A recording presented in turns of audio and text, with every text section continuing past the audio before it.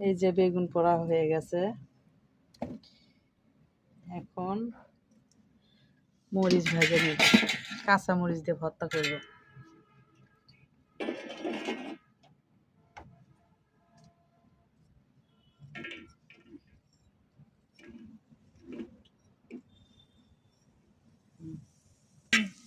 এই যে মরিচ ভাজা হয়ে গেছে, কাঁচা মরিচ যদি কোটাল করে ভাজে ভর্তা বানানো হয় তাহলে লম্বা লম্বা হয়ে যায়, ওই জন্য মাঝখানে দিয়ে এই যে চুনি হাতা দিয়ে কাটে নিছি।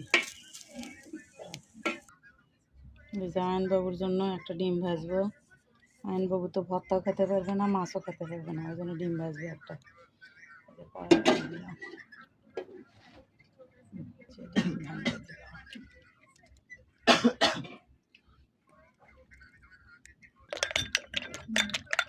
এইভাবে চামচ দিয়ে করে নিলে হাতের গন্ধ হয় না। চামচ এই যে তাওয়ার ভিতরে তেল ঢেলে দিলাম, ডিম ভাজা দিলাম, এই যে ডিম ভাজি ঢেলে দিলাম। এই যে ডিম ভাজি এইভাবে পিছে পিছে না দিলে আয়নবাবু ছোট হলে খেতে চায় না, বড় হলে খুশি হয়।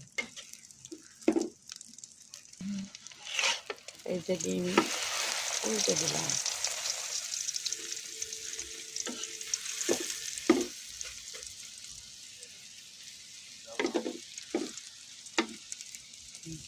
এই যে আয়নের ডিম হয়ে গেছে।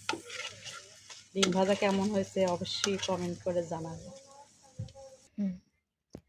এই যে আলু ছিলে দিচ্ছি, আলুগুলো লাল লাল হয়েছে কিসের জন্য একটু পোড়া পোড়া করে দিছি, যেন ভর্তাটা পানি পানি যেন না হয়। এটা তো হাগড়া আলু না, এটা বলে হলের আলু, একটু পানি পানি হয়তো লাগবে সেই জন্য।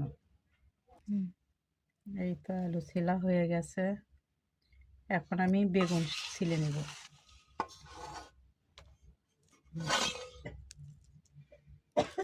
এই যে বেগুন ছিলা হয়ে গেছে, বেগুনটা ভালো করে দেখে নেবেন যেন পোকা না থাকে।